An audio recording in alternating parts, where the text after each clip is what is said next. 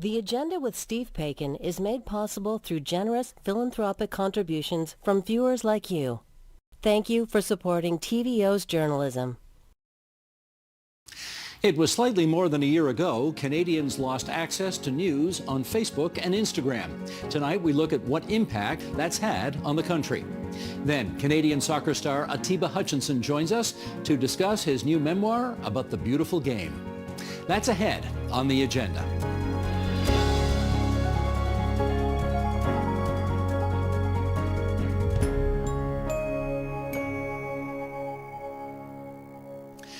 If you were to check out Facebook or Instagram, you might see posts of your friends at a concert or the birth of a cousin's new baby and copious amounts of cute videos about dogs and cats. What you won't see are posts from news organizations about the U.S. election or the war in Ukraine. 1 year after Meta removed news from Facebook and Instagram in response to the federal government's Online News Act, what effect is this having on our media diet? Let's find out and ask. In Woodstock, New Brunswick, Teresa Blackburn. She is publisher and managing editor of the River Valley Sun.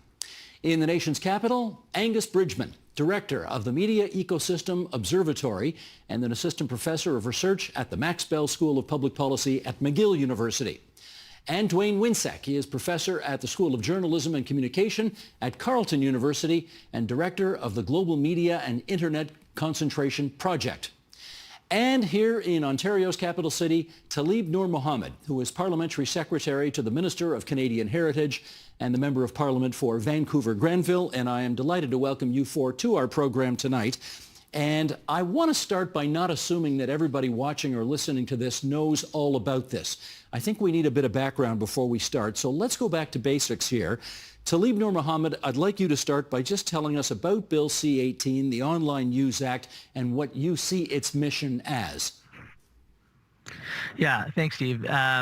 Look, maybe we take a step further back and even ask the question, why C-18? Because I think at the outset, I think it's important for Canadians to understand that we have seen over the last number of years the news ecosystem in this country in decline.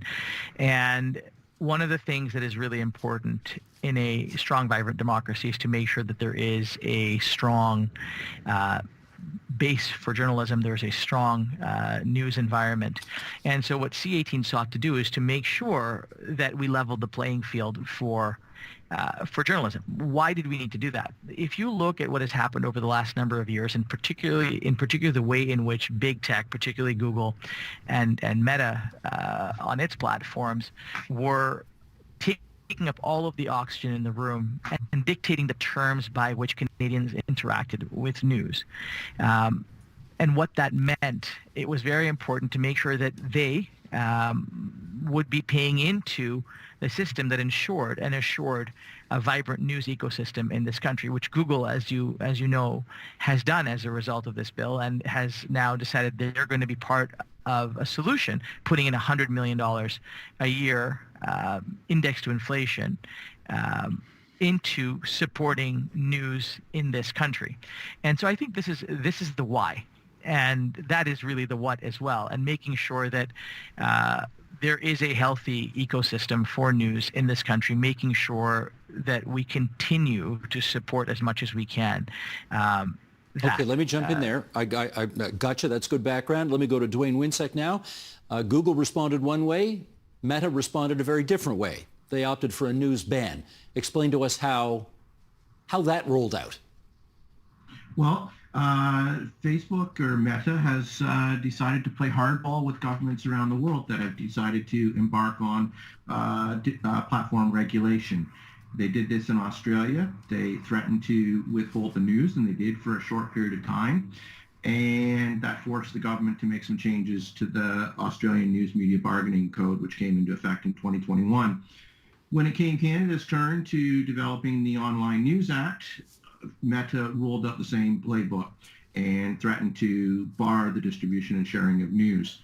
As soon as the law landed and became the law of the land, Meta carried through on its promise, and I think in doing so really opened up some clear blue water between its scorched earth policy and that of Google, which has decided that it's going to play more like the historical monopoly telecom players and basically embrace the idea that it will have some social responsibility with respect to the overall news media ecology.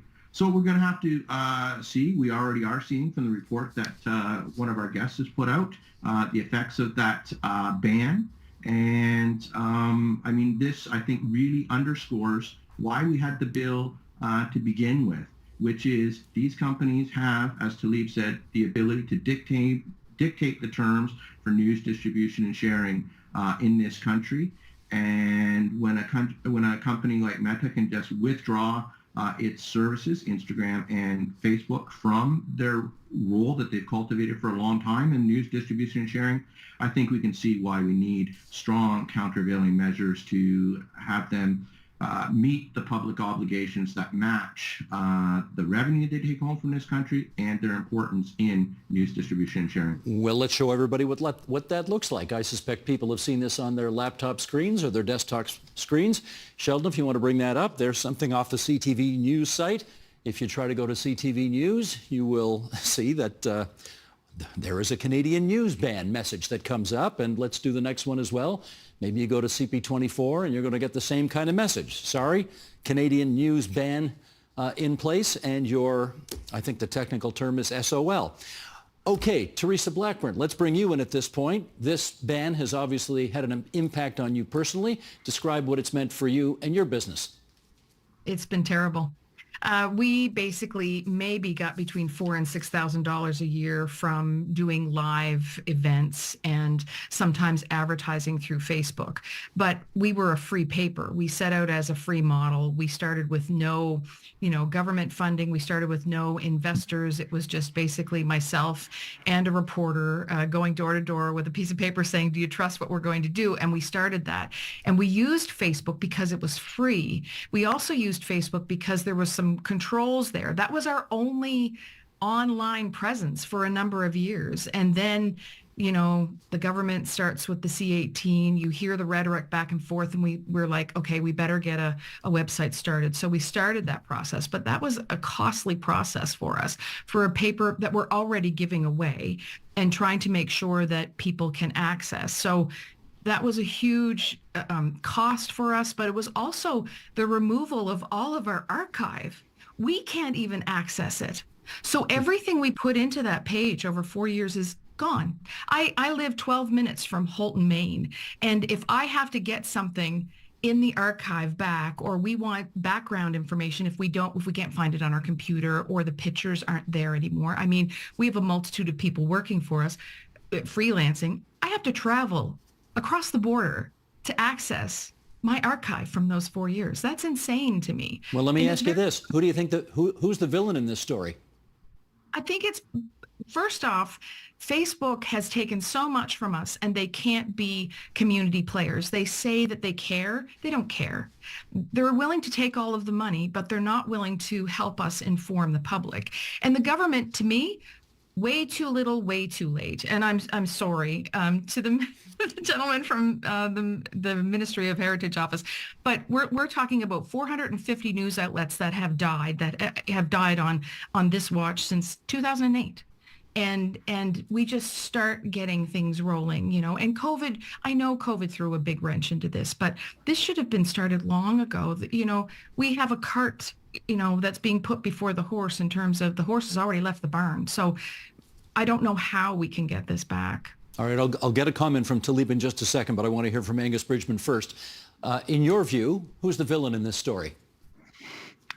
This is kind of a tricky question. I really appreciate the point that sort of Google is taking the approach of sort of legacy telecom players, where with corporate revenue, with a position of importance in society, there's a responsibility to give back to the community. And so I really sort of see what Meta has done here as a betrayal of that trust and confidence. So for sure, that's an issue. In terms of sort of the government response, this has been an effort to address some of the monopolistic tendencies of Meta and Google, and it's one such effort. And thus far, yeah, Google's only playing ball. One thing, and maybe we can talk about it a little bit later, but the report we looked at showed that actually news content was still circulating on Meta platforms. And so this is going to be really of interest to the CRTC, trying to understand and interpret how C18 actually impacts and is consequential for the Meta platforms, because they say, well, we're no longer in compliance because we've blocked news sites and we've blocked news links. But if news content is still actually circulating on those platforms in the form of screenshots or alternative links or other workarounds, then they may actually be subject to it. So this is sort of a complicated dynamic for sure, but I don't think the last word has been said yet in terms of the C18 Meta contention. Talib, maybe you could help us understand this. We showed a couple of examples of quote unquote hard news legacy sites that are now blocked and don't have the access to news anymore. But there are others, for example, Rolling Stone or BBC Radio 1 or Vogue, which I guess, you know, they're in the news business, so to speak, but does Meta not consider them news because they're not being blocked? Help us understand that. I mean, this again goes back to the whole point at the beginning. I mean, this is an arbitrary situation that Meta gets to decide what we see and what we don't see. And this idea that somehow Meta has been hard done by as a result of this legislation is patently untrue. They decided that they were going to get out of the news business in countries like the UK because it doesn't make money. And you've heard, I think, this, you know, we talk about the idea of villains and heroes, but here's the reality. They are beholden to their shareholders and what makes them the most money. Our obligation is to make sure that we are doing the best we can to create a news ecosystem in this country to serve Canadians. I take your point on that, but I think you need as well to speak. Yeah, I think you need to speak to Teresa Blackburn's point as well, which was, while she has no doubt that Meta is playing, you know, a version of hardball here she doesn't like, she also thinks you were late to the party to help this out. Could you speak to that? Well, I mean, I think one of the unfortunate things is, I mean, as she rightly noticed, Teresa rightly noted, this problem started in 2008. By the time we took office, there was already the ball. I mean, the cart was very much already moving. So the question is, how do you respond? In the first instance, you want to work with industry to make sure that as much as possible, you can bring them to the table and they can participate. Meta made a decision not to, and they said at the beginning, 2019, they said, look, we want to be a newspaper. We want to be part of that ecosystem. I mean, they sold everybody a bill of goods. 2020, fast forward to 2023, they're not there anymore. So how do we make sure we support? So there are really two ways, right? One is we have put forward all kinds of programs to support journalism in this country. Is it enough? Maybe not, but we've made that effort. The second piece is to say to big tech, look, if you want to play, you have to contribute. Now, the thing that we have to remember, and look, I come from a tech background. I worked in e-commerce marketplaces before coming into politics. And one of the unfortunate things is that platforms like Meta have one goal and one goal alone, and that is to monetize and optimize every single thing that they do. And if you look at news, it is in many cases, in many ways, no different from how they think about when you're selling products or commodities online. Everything to them is a commodity. It is not about providing information. It's about commoditizing information so that they can drive the most revenue. And they get to decide what you see. And the sad thing is that what really sells on platforms like Meta arguably are things that are salacious, that are, you know, titillating. And think about it in these terms. I mean, all of us are old enough to remember the grocery aisle. All of us know that when you lined up at that grocery store, the National Enquirer was sitting there right next to the Sun. None of us want to admit it, but all of us looked at it. Every single one of us wanted to understand how a baby could possibly be born with two heads, one that looked like Donald Trump and one that looked like John Travolta. But none of us wanted to admit it. And the problem that Facebook's algorithms create is it takes you down that rabbit hole and you monetize that rabbit hole. The great news that you're seeing being put out by organizations like the ones that our guest just talked about are the ones that don't necessarily attract the maximum eyeballs for their algorithms. And so what we need to be doing is thinking about how do we make sure that Canadians understand that they can go to that website where you're getting great local news. How do we make sure that can happen? How do we support the ecosystem to be able to do that? And let Meta know that they aren't the only game in town and that we can create this ecosystem. But if they want to play ball and they want to be part of this conversation, they are welcome, and we will always talk to them about how they can re-enter, but we're not going to do it in a way that compromises Canadians. Okay, let's get some stats on the table here. I'm going to ask our director, Sheldon Osmond, to go to the bottom of the page. We're looking at bullet board 1 here, Sheldon, because when journalism was turned off, there were some preliminary findings on the effect of Meta's ban, and these are courtesy of Angus's organization, the Media Ecosystem Observatory. Here we go. Key findings. 33% of Canadians say they still use Facebook or Instagram for access to Canadian political and current affairs information. National news outlets lost 64% of their engagement on their Facebook pages. 64%. And local news outlets lost 85% of their engagement on their Facebook pages. Teresa Blackburn, I gather you can relate to that directly, yes? I can. The engagement is, I think, what bothers me most. And I have to argue a little bit against, our gentleman from Canadian Heritage related to, titillating. We're very, very small. We're in what's called a news desert. And yes, the federal government has provided us with some help. But I think that in terms of knocking on Meta's door, I don't think that's been happening. I don't think there's been much discussion. When we look at what we've lost, we lost not just the ability to disseminate news. We lost the ability to engage our public. There were checks and balances on the Facebook pages that allowed you to block comments sometimes. So anytime we covered court, we made sure those comments were blocked. But when we covered other stories, like changes to the school board or things that were happening with our tax rates, we allowed those comments to be there, and there was an engagement within our community. That doesn't really happen right now because we don't have the ability to kind of constantly monitor our website. But on top of that, we have lost the ability to quickly get information out. Not everybody is clicking on our website. And so when you're on there looking at your grandchildren's photos and something pops up from us saying, we have a boil water advisory in our town, people are seeing it very quickly. And that's been a problem. But when you talk about the whole ecosystem related to Facebook, the federal government said, we're going to take our ball and go home too. We're not going to advertise on Facebook to millions of dollars that they spend on advertising. But that didn't come to me. Now, yes, they've set up these other programs, the Local Journalism Initiative, which has helped us. It pays for one of our staff. But this new becoming a qualified Canadian journalism organization meant I couldn't be a sole proprietor anymore. I had to spend money to become a corporation. On top of that, I do 12 jobs. And that's no word of a lie. I'm doing ad designs, ad sales, some writing, reporting, GST, answering the phone, coordinating staff, layout of our paper. I deliver our paper too. And so all of that, I'm full-time. I'm more than full-time, but I can't be considered an employee. And so that's a bit of a problem too. I am keeping the lights on. We've had a paper here since 1848. There are some of us out here doing this for very little money, trying to keep the lights on because we can't let it die. I have been in journalism since 1989, and this paper is not going to die on my watch. But that's a very huge strain on a very small organization. And I don't think that in the overall scheme of things, the talk in Ottawa a lot of times is larger people. I am so tiny. I'm a speck compared to, the TVOs and the CBCs and the, city news. But I feel like I'm still being stepped over to some degree because we are the ones that are going to the municipal council meetings, and we're doing that on the ground stuff in a place that no one else is.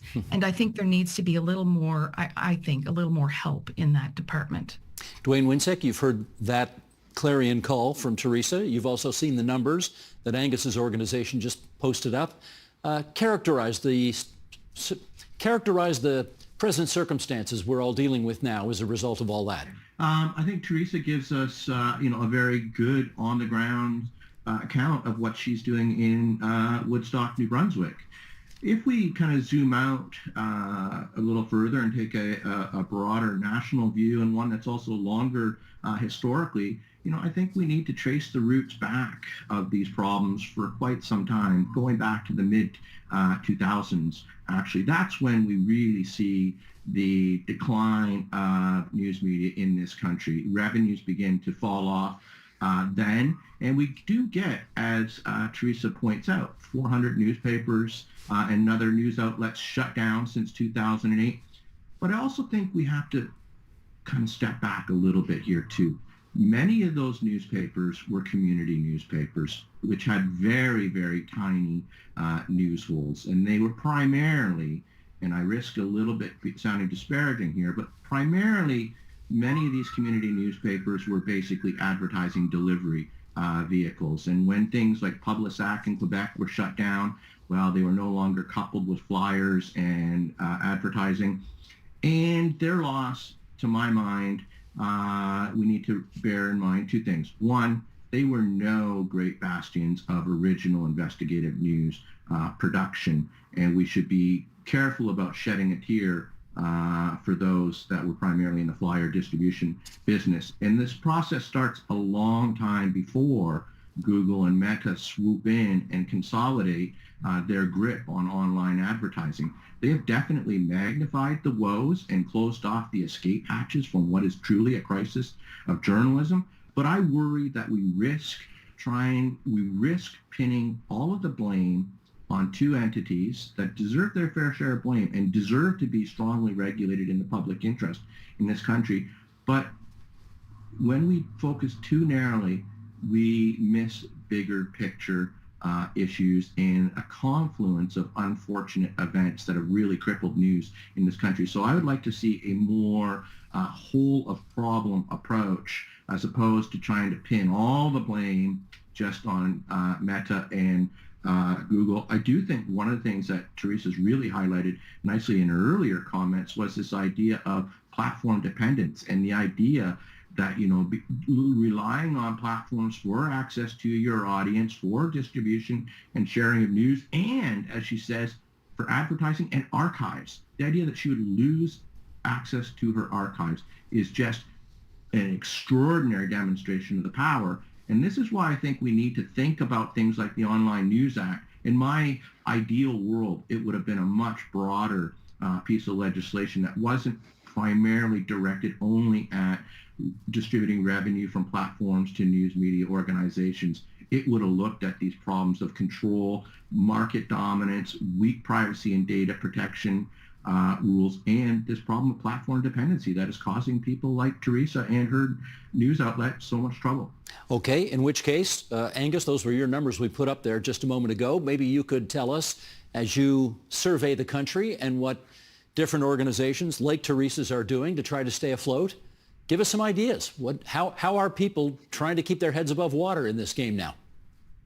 Yeah, so it's incredibly interesting. So the numbers you had put up were from an April report. We had a more recent one kind of looking at the 1-year reflection.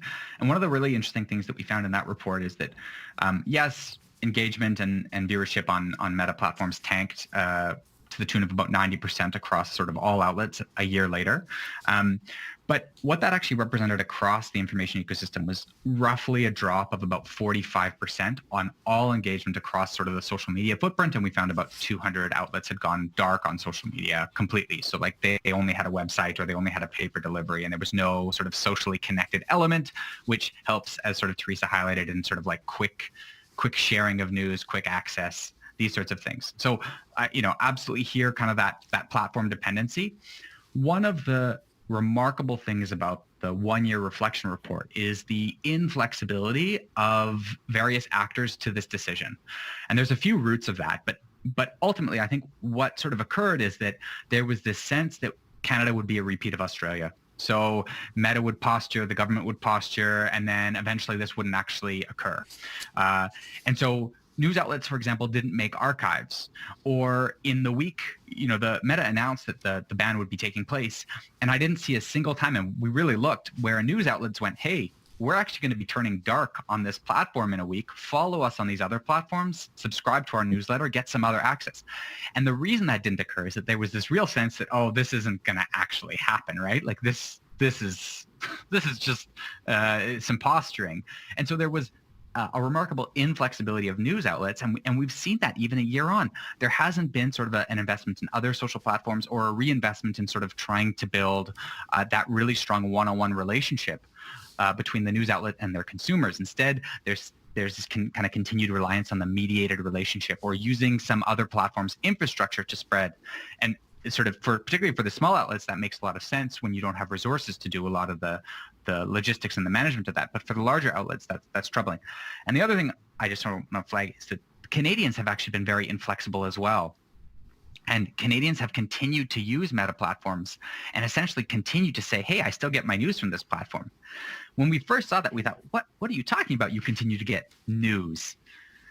But in fact, what Canadians think of as news and as political information doesn't necessarily come direct from publishers. That comes in mediated ways. And so that's very interesting, is that actually Facebook continues to be the platform that Canadians say that they rely on the most for news and public opinion and current affairs, even when news is blocked on the platform. And actually Canadians generally don't know that news has been turned off on that platform, even avid users. And so we sort of have this really interesting set of empirical findings which point to everyone just kind of sleepwalking into this and sleepwalking through it.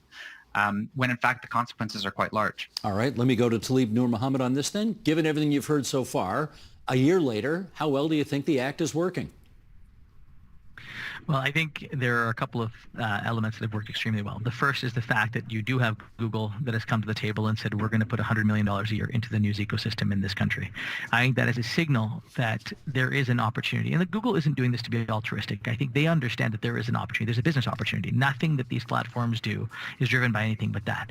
But the fact that they have seen that there is an opportunity means something. I think the second part of this, I think it's been a real demonstration of the fact that Meta does what Meta wants to do and is inflexible. And, you know, the points that Teresa made are all extremely valid. Like, how do we make sure that people are able to access local news? And I think the tragic reality is that for the last couple of decades, we have seen a substantial decline. So when we look at what this act can seek to do, it is there and it is available. The resources from Google and others are going to be available to help smaller news outlets actually recalibrate, get on board with new ways of being able to be there and present in their communities. Doesn't negate the important challenges that you're seeing in small town New Brunswick or across this country. But I think it provides us an opportunity to be able to say there's more that now we have seen that can be done. So again, I go back and say, look, Meta gave us a pretty clear signal that they were uninterested in participating. They didn't have anything to say about the regulatory structures. They did not come to the consultations on the Online News Act. And that tells you something, right? That tells you where their interests are. So our job is to make sure that the door is open if they want to have further conversations a year on out. But I think our job is also to make sure that small and large news outlets in this country are supported in letting Canadians know that they can still access that news. It's just not going to be on Meta's platforms, and that we should be sending people to other websites. We should be sending people to the origin source, which, by the way, from a revenue standpoint, is actually much better for small and large publishers of news. So a year out, I think there are some things that have gone extremely well. The jury's still out. There's lots more work yet to be done, and we're doing that work, and we're going to continue to work hard with those that are interested in participating in that process in making sure that the outcomes are good for Canadian journalism and for Canadians. Well, let's talk about that outcome with Teresa Blackburn. I gather you have applied to the Google News Fund for an opportunity to dip into that. And yes. How did that go, and what's the verdict? It went well, thankfully. It was a lot of hoops to jump through, but we were qualified. We were actually 2 days, I think it was last Thursday, just a few days ago, we were notified that we jumped through those hoops. And the gentleman from Carleton University needs to know that that's why that exists. I am not just an advertiser, and that weeds out those, right? And I'm grateful for that. But I think in terms of what we've lost, all you have to look at is the recent case of Tenet Media, where this organization was found to be sharing, they were basically sharing and being influenced by Russia related to anti-LGBTQIA. Like, there's a lot of news on Facebook that is not news, and people are gobbling it up as news. And we have to remind ourselves, it's not just about, we're using that platform. We use that platform, or we want to use that platform to send them to the reputable places. And we can't do that anymore. And it still is the platform of choice for the majority of Canadians. We have to get back our Facebook pages. We have to get the government to understand that we just can't take pennies. And I say that, like, I appreciate everything the government has tried to do, but $17,000 times 2 staff is going to help us very little in the long run. I can't necessarily hire somebody full-time to do my graphic design. I'm probably going to be able to contract some of that out, but my 60-hour work week will probably still continue. And until we can get Facebook back to draw those numbers to our Facebook or our website to be able to up those advertising dollars, we're still going to be covering the Woodstock Town Council, the Nagawick Millville Town Council, these places that nobody nobody does. But the other part of that is these little places like ours, these little organizations like ours, are feeding the TVOs, the City News, the CBCs, the Globals, all of those, because they look at us and then they go, oh, well, that's an interesting story. And they'll come here for some of it because it's bigger and it's a little more broader, reach for, they want to, maybe expand that provincially. But we still, these little places like mine, these little papers like mine still have a huge role to play in being able to inform Canadians about what's happening. Ultra local news still needs to be supported. And if Facebook would just come back to the table, if the government could just come back to the table and kind of negotiate that and possibly renegotiate that in terms of like they did in Australia.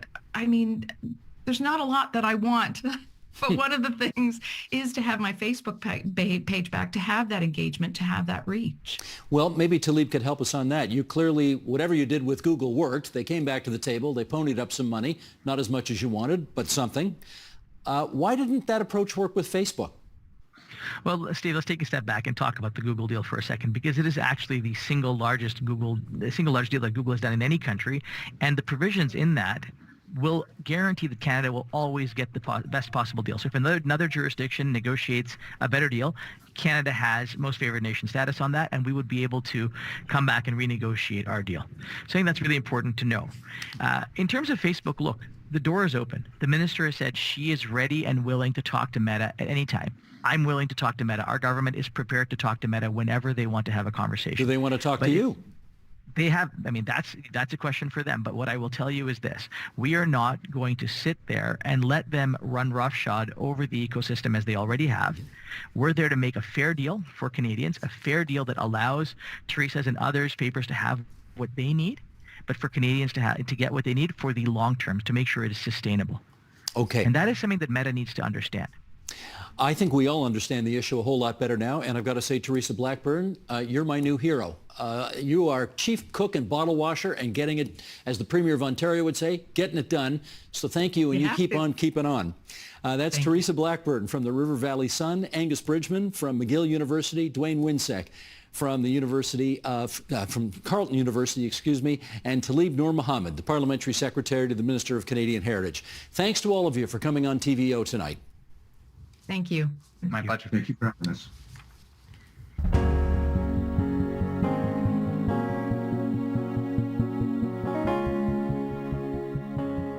Atiba Hutchinson had a dream to bring Canada to the ultimate competition, the World Cup.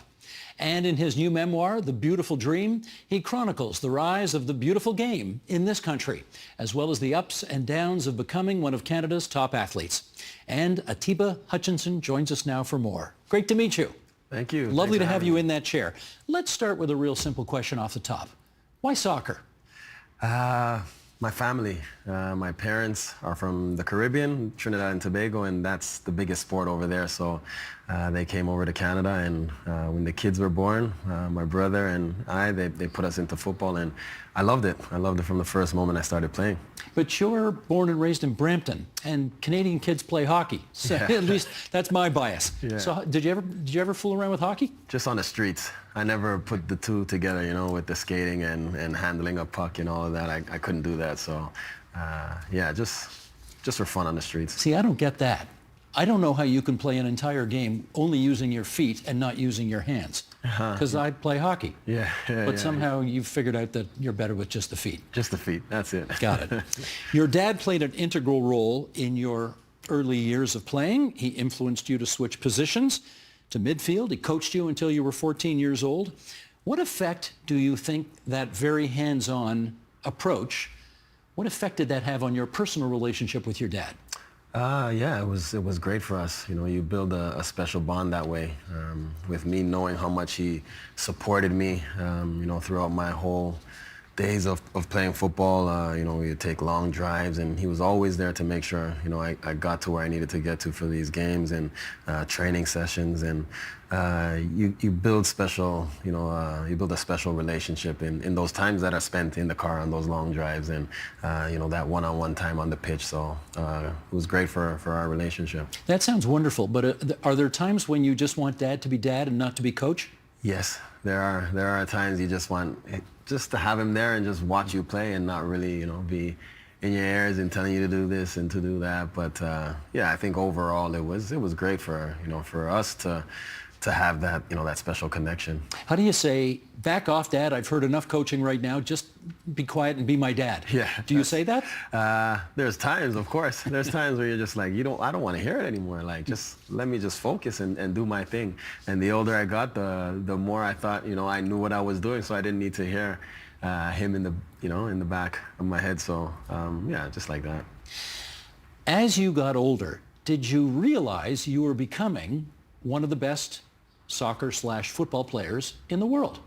I started realizing it the older I got. Yeah, when you start playing in other parts of the country, I started playing with the provincial team, and you go to other parts of the country, playing against BC, Quebec, and you're still kind of standing out. So the belief starts growing more and more, and I think that helped me. It's great when you can be good in your local areas, but when you get that chance to travel and still stand out, it kind of opens up your eyes. And I was happy with that, but I just wanted to continue to develop and become better and better, and I just kept pushing myself forward. The reason I asked the question is you spent, I think, quite a bit of time early in your soccer development getting cut or sitting on the bench.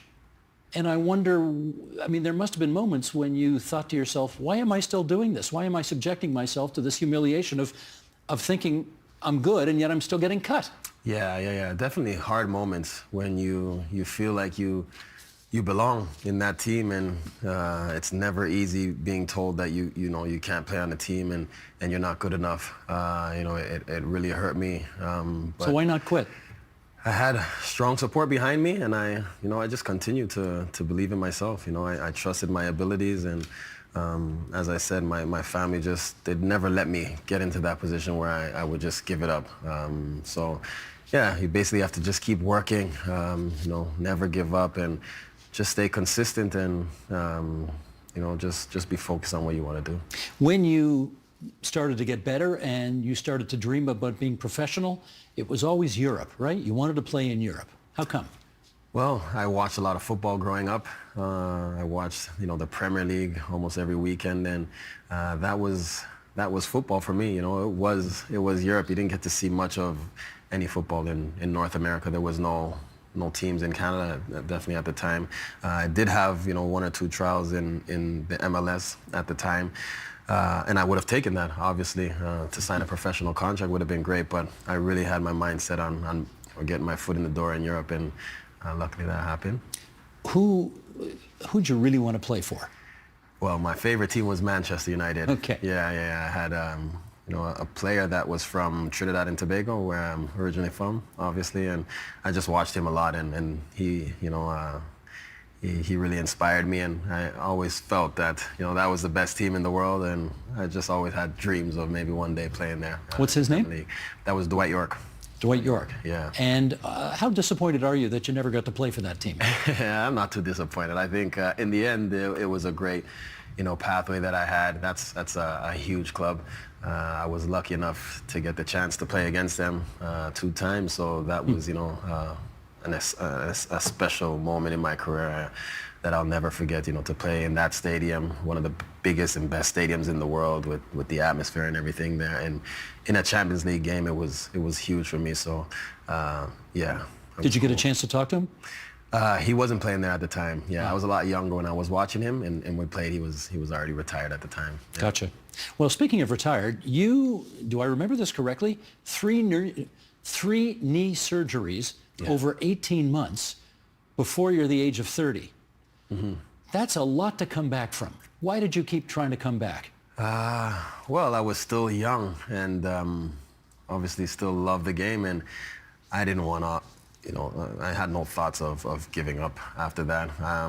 It was hard because I just had so much pain. I was always dealing with pain, and I felt like this is how it's going to be, for the rest of my career. I didn't really see past it. I didn't think I could get to a point where I would just be playing pain-free. But I just, I continued to work at it. I had some good people around me helping me, with treatment and stuff like that.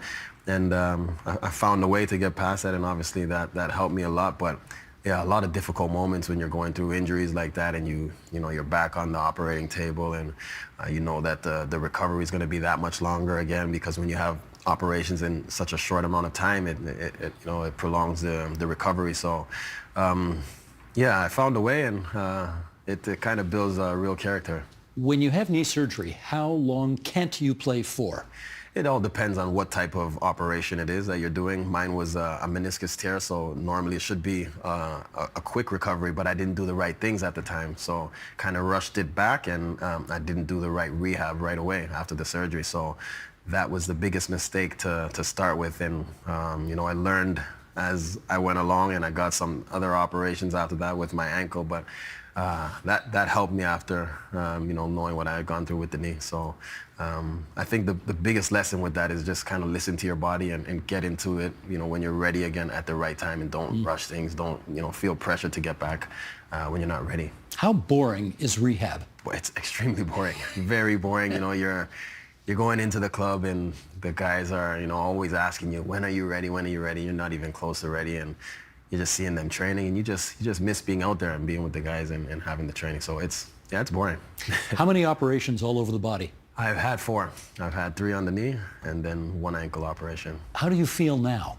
I feel good. I don't feel like I've had any kind of operations. I think that will come later on with the arthritis and all of that. But for now, I feel very good. Because you're 40? I'm 41 now. 41 now. Yeah. And you feel good? I still feel very good. Yeah. Right. Let's do an excerpt from the book here. You write, I just finished the most successful year of my career. As the plane touched down in Toronto that December day, I was as famous as I could have possibly dreamed in Denmark. There is nothing quite like leaving a city where you can't even pay for a meal and returning to where you grew up, and almost no one knows your name. Tell me about that. How disappointing was that?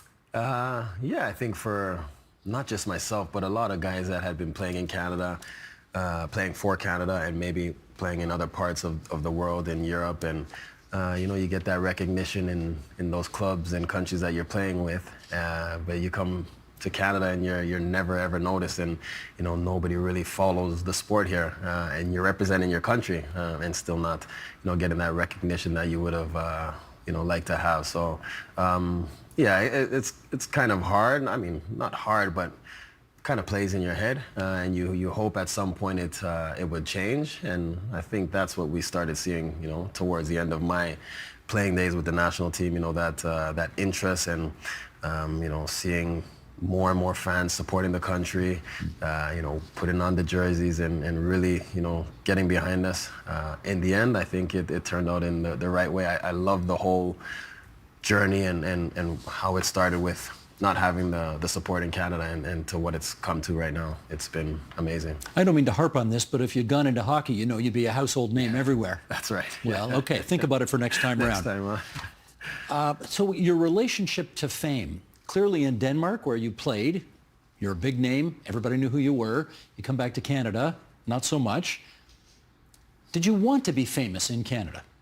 Yeah, I think when you're playing a sport and you're representing your country, you're doing well with your club, and obviously was in Denmark, you kind of want to be famous. It's not something I was like, I need to be famous, obviously not, but it would be good to just be recognized for what you're doing on the pitch. So obviously it would have been nice when I was younger, but yeah, I don't think I would change it for anything. Let's talk about the journey to the World Cup, and I want to take you back to a game that was very distressing for you because it didn't go your way. And again, Sheldon, an excerpt from the book if we can here. The score still haunts me, but it became an emotional driver for me. All of those negative feelings turned into fuel for my desire to see Canada reach a World Cup. That's the thing about failure. If you're willing to learn from it, it becomes a catalyst for success. All right, I want to take you back to 12 years ago. You're playing Honduras, 2012, World Cup qualifying game. What happened? Oh, hard day. It was a game we just needed a result. We needed a point, and that would have been enough for us to get to what was called the Hex at the time. And so a tie would have been enough? A tie would have been enough. We're playing away in Honduras, and we're feeling good about this game. We feel confident, and we think that we can get something.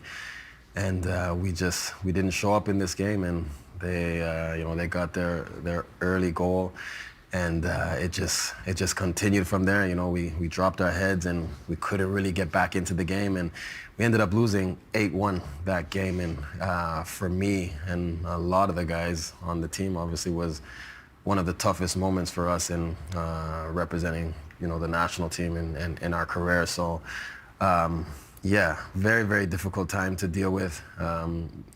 Kind of played in our heads for such a long time, for years. I can see it still bugs you. Yo, it does. It definitely does. Like, so many bad memories from that. And yeah, you obviously I found a way to get past that, and luckily enough, things turned around after that.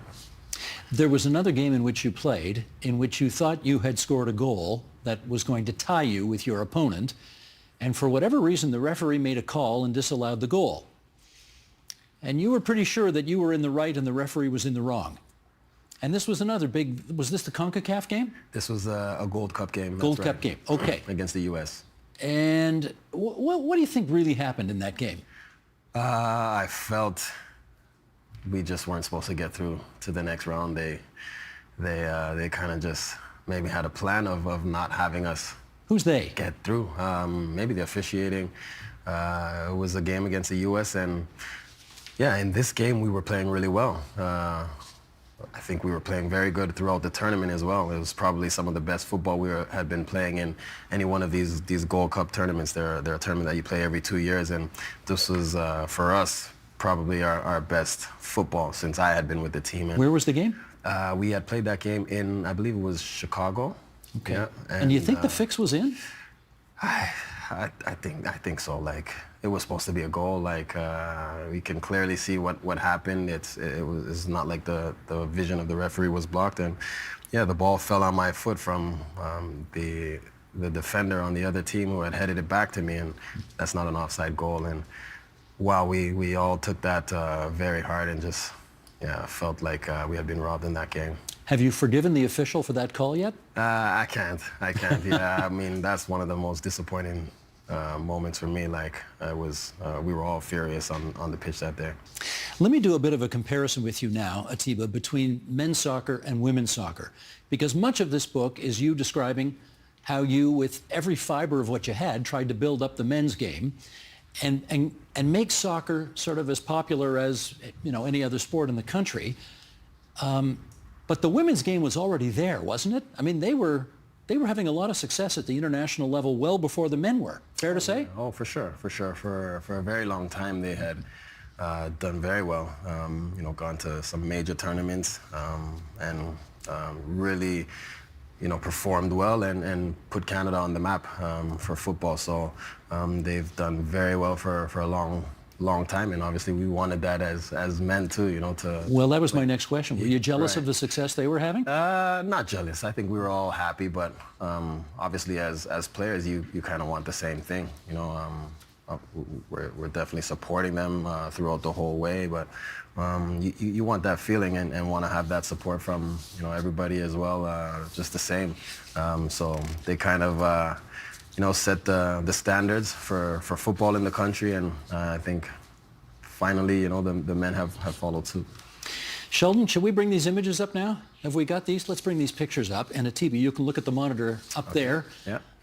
Wow, look at that. That's a great action shot. Okay, do you want to describe what's happening in this shot?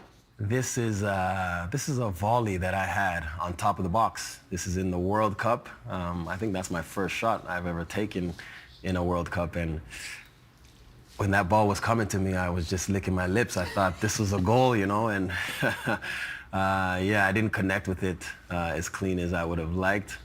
He's at your mercy, that goalie. Yes, that was the defender. Oh, that's the defender, okay. Yeah, so he kind of threw me off with that tap. Now look at you in this shot. You've got the most serious look on your face here with your teammates. What's going on here?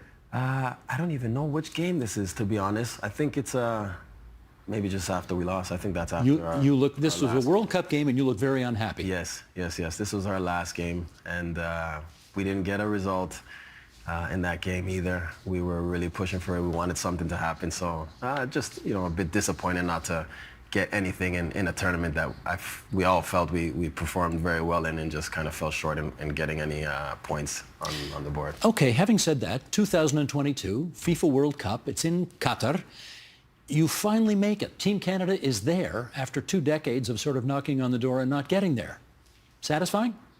Extremely, extremely. It's what players dream of, you know, from a very young age, and it was just an amazing experience. I think having the support that we had back home in Canada, you know, seeing how people would erupt when we scored goals, you know, our first goal, and it was just so surreal, you know. I had goosebumps in the tunnel, you know, before walking out onto the pitch that first game against Belgium, and just to know that the whole world is watching.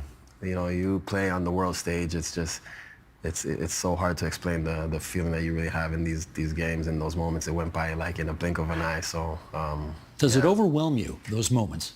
I would say a little bit. You got to stay, you know, professional and just be focused, and you know you're going into a game, but it's the world stage, you know. Like I had never been as nervous as I was for any other game than I was for these games in the World Cup. But yeah, I mean, I wouldn't change it for the world. It was the best days of, you know, my whole career.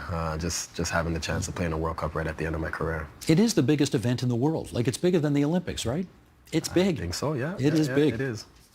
Okay, I don't normally ask people personal questions on this program, but you write about it in the book, and so here we go, okay? All right. Because I'll tell you, when I read this, I thought this is fascinating, and this guy, he must have some game if he figured this one out. Mm-hmm. How long did it take you to meet your father-in-law? Oh yeah, it took me, me and my wife were probably together for about 10 years. 10 years, so it took a very long time. And it took 10 years because why? Well, she just, it was a bit of the you know, the culture and everything, and she just never really felt comfortable, and she always had it in her mind that she would introduce us at some point, but she was just waiting for the right time. And you know, he started getting older, and you know, we had a family.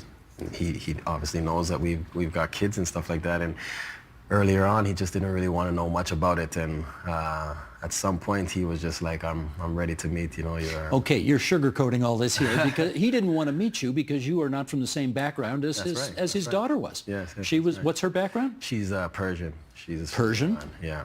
You're not. And I'm not. That was a problem for him. It was earlier on, and she felt it would be hard, and he would take it, you know, very, very harsh. So she just held off on telling him for a very long time, and obviously played a lot in both of our minds. But I was obviously very respectful and just, you know, patient. And whenever she was ready to tell, I would be ready to meet him. And what finally allowed him to accept you?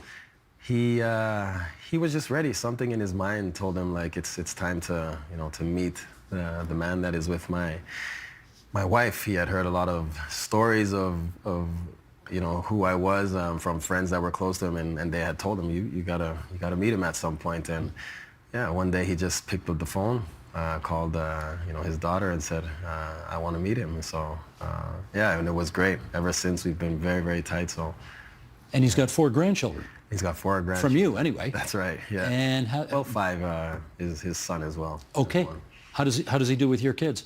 Very close. He's very close with the kids. You know, he's the grandfather that every child dreams of. So it's happy to, you know, to have him around.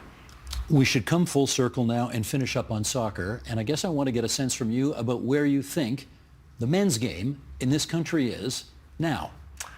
In a very, very good place. I think, you know, the boys, they continue to get better and better. You know, they're winning in big competitions now, as we've seen in the last tournament they played in the Copa America, going all the way to the semifinals, and you know, getting very, very big results against some of the best nations in the world. So I think that's what we've all wanted to see here in Canada. We have so much talent that are in the team, guys playing in big clubs in Europe and winning championships, you know, getting trophies in the highest competition. So that's what it takes to, you know, to be at the very, very top. And we're seeing more and more of that now here in Canada. And I think the sky's the limit for the guys. I think they're going to continue to get better and better. And we've got a World Cup here in Canada in 2 years, and I think it's going to be very special, and it's just going to push the whole program to another level. I want to finish up with one more quote from your book, and it refers back to when you were playing as a child. And here we go. Sheldon, bring this up if you would. Here's the quote. "We divided ourselves along ethnic lines for the tournament. Any kids without compatriots were placed in a hodgepodge group that reflected Canada itself. No one wore that title with pride.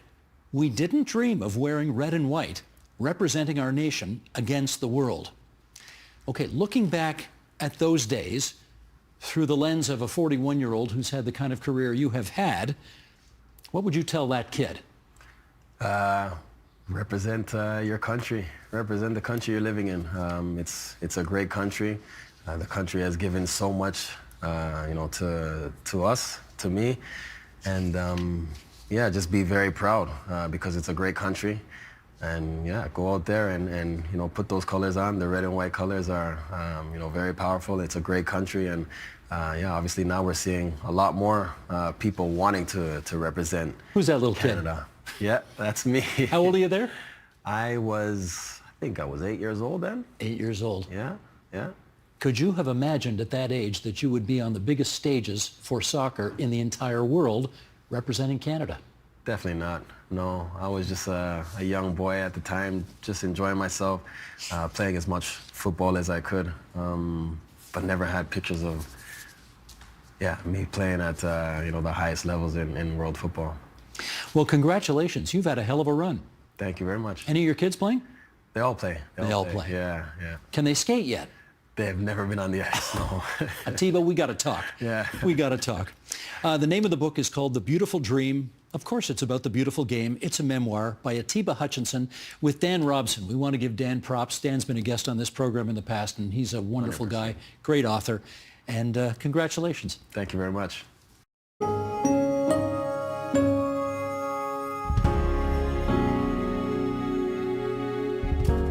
And that is the agenda for Tuesday, September 24th, 2024. Why are some agencies placing children in hotels? A look at the state of child welfare in Ontario tomorrow. I'm Steve Paikin. Thanks for watching TVO, for joining us online at tvo.org, and we'll see you again tomorrow.